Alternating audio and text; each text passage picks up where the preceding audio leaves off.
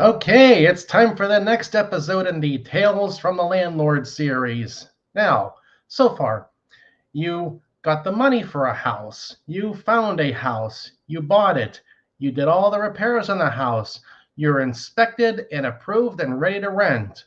Now, what do you need? Renters. People who are going to pay you money to live in your house. So you get money. This is going to be the good part. But there's a lot you have to keep in mind. You don't just take the first people who come in the door, hey, I want to rent here. Oh, no, no, no, no, no, no. It's way more than that. First of all, we have, this is, not a very high-end area that we're dealing with here where my duplexes are. So you have two kinds of people here, people who are paying cash and people who are on Section 8, housing assistance welfare. Now, when a person is on Section 8, you can be a little more flexible because you know you're going to get at least part of your money every month from Section 8. And if they ain't paying, you call up Section 8. Yeah, this person is not holding up their end of the deal. And then, they'll get on them for that. That's one thing. Now, if a person is paying cash, you have to be harder about it because, hey, you signed the lease, you made a deal, you owe me money. I don't want to hear about your sob stories why you can't pay. Because that's one thing renters will always do. They always have a sob story. There's always an excuse for why they have failed to complete their obligation of paying me money when they said they would. That ain't the thing to play around on. So you advertise your apartment and you have people coming to call to look at your apartment. And you really got to be picky and look into these people. I look up their criminal records and I try to get information on their jobs and income and so forth. I have on my other screen here the Unified Judicial System of Pennsylvania web portal, UJS portal. And with that, I can look up your criminal information. All I really need is your name. It helps if I at least have a date of birth or an idea of how old you are, because depending on the person, you could have one listing or a whole bunch. It's different when you're dealing with a Joe Smith versus someone with some crazy name like a La Shaniqua Marquebius Jackson or something like that. How many of them can there be, in one county? So it goes county by county. And I'll look up a name in here. I'll say, okay, this person, was like maybe 60 years old or real young. And even if there's more than one person with that name, it'll have their date of birth. And you can kind of figure it out from there if you don't know their actual date of birth. And then for each docket number, part of it is a code, a 2-letter code, and that's what I'm really interested in. We have things like TR for traffic tickets, big deal. I got traffic tickets. CR for criminal cases. What is one here? NT for non-traffic tickets, like maybe like a parking ticket. And then there's the one that I really look for that I have no tolerance for.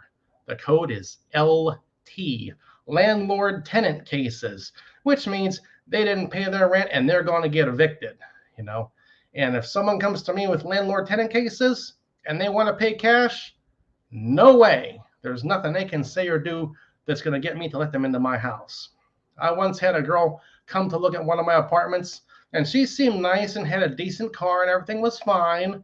I took a picture of her driver's license to look up her information. Within 6 years, she had been evicted 4 times. And one of her evictions was with the person I bought my second duplex from. So, that is no times 10. And people come look at your house, and it just their appearance and their attitude and the way they talk and things. You're looking at them and you're taking all this information in. Hey, Bowser, how you doing? I haven't seen you for a while. Oh, I forgot to introduce. With me today is Beaker.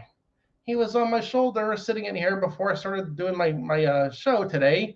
I said, hey, Beaker, you want to sit and hang around for the show? And he said, Beep. I said, okay. So he's here for the show. Hey, Beaker. So anyhow, people come and look at your house, and I've heard all kind of things.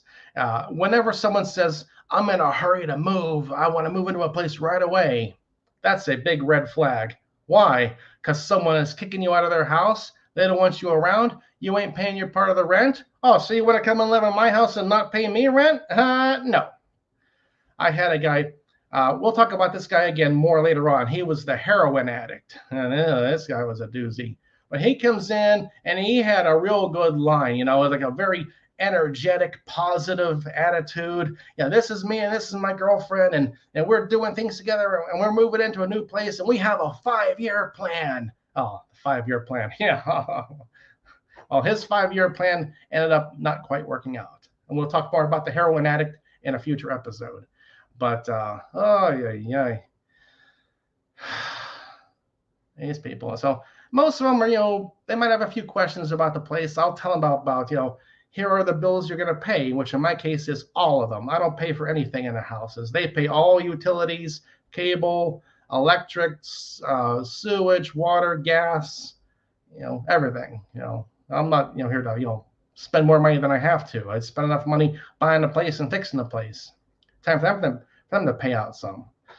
So people will come in, they'll look around a place, and they'll get an idea of the people who are coming in there. And right away, some people you say, ain't no way in the world this is going to happen. I had one girl come in to look at the place, and supposedly it was just her moving into the place, and she had 2 guys with her, and one of the guys, the whole time they were there, every 5 seconds he was doing this, down his face.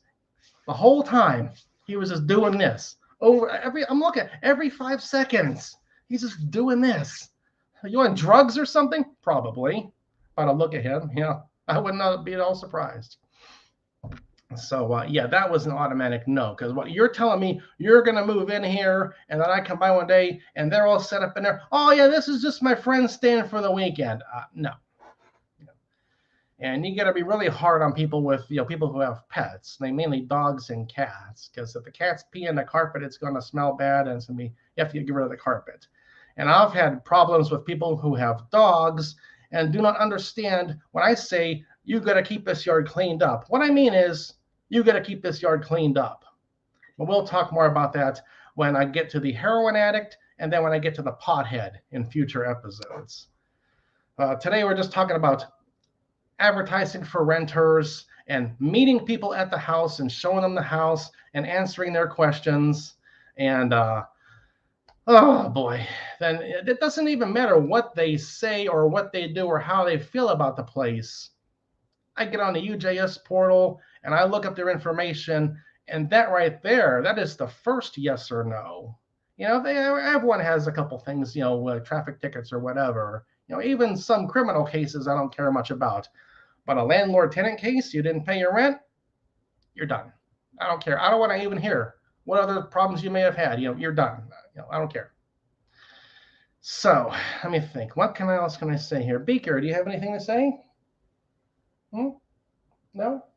He's okay. He's just hanging out. Who's here? Yeah. I have in my places now, let's see. I have some good renters, and I have some somewhat problematic renters. And I have 2 renters who are 2 of the dumbest people on the face of the earth. The light's out. Okay, well, do you know how to change a light bulb? So change it, things like that. The water's running, so turn it off, we'll turn off a little bit more. Oh boy. I've had good renters, I've had bad renters, I've had some really bad renters, I've had some, really good renters. So I'm trying to think of everything before I end the episode, and I'm sure I'll forget something. What are some more outstanding things I've had come up? Mainly, I've learned you ask up front, and that solves a lot of the questions. How many people are going to live here? Do you have any animals of any kind?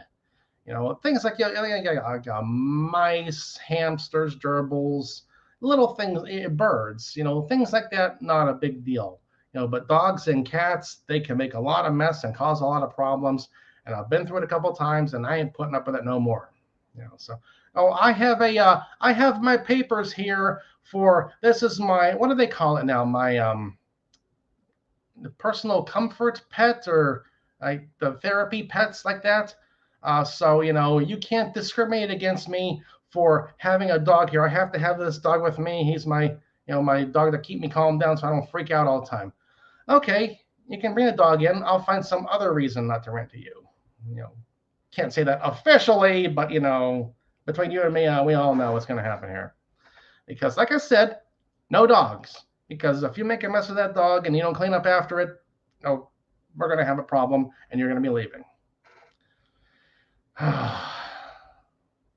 So, I think that's all I can say today. Dealing with renters, you can pick out a good one sometimes, and it's no problem. And you can have people who appear to be good, but once they get in, they're a real headache, like the heroin addict I'm going to tell you about later on. And sometimes when I've bought houses, they already had people living in them, like the pothead. He was already in the first house I bought. And so I had to deal with him for a while and eventually got him out when he decided he wasn't going to pay the rent. Yeah, well, I decided you're not going to live here. If you ain't paying, you ain't staying. It's that simple. So dealing with the renters, oh boy. Looking at them, getting an idea of who they are, asking the right questions and hearing what they have to say, or even how they say it, and why are you in such a hurry to move, or are you not in a hurry to move? What kind of job do you do? Do you ever go to this place? Do you ever, this person or something like that? So, all right, I think that's all I can say for this episode. I'm starting to go in circles here. Here's a question. Lux report. How did I kick them out? I evicted them. I did 2 evictions in 2021 during COVID restrictions. And it was easy because COVID restrictions said you can't kick them out for not paying their rent. Fine. But if they violate other lease terms, that's got nothing to do with it, and they're out. I'm going to have an episode about writing the lease too, because that is a complex subject, and you can make things easy or hard for yourself by not putting the right things in your lease papers. And that's one of the most amusing things. Someone can't pay their rent, but when they're on the edge of being evicted, suddenly they are a legal scholar and they know all the little, things about, oh, you can't kick me out. The lease doesn't say that. It says this. Yeah, right. All right. Well, that's all for this episode. We got more coming up in this series of Tales from the Landlord. Go to your state's website. Mine says the Unified Judicial System of Pennsylvania web portal, ujsportal.pacourts.us/case search. Your state may have it written differently, but you can look up people and information and get their, that's the first thing I'll look at, am I going to let them in or not? Oh, like I said before, if they're on Section 8, they have to be approved through Section 8. And if they make mistakes, they can lose their Section 8 voucher. So it is really on them to behave, or they're going to lose a lot more than just the apartment. Okay, that's all for this episode.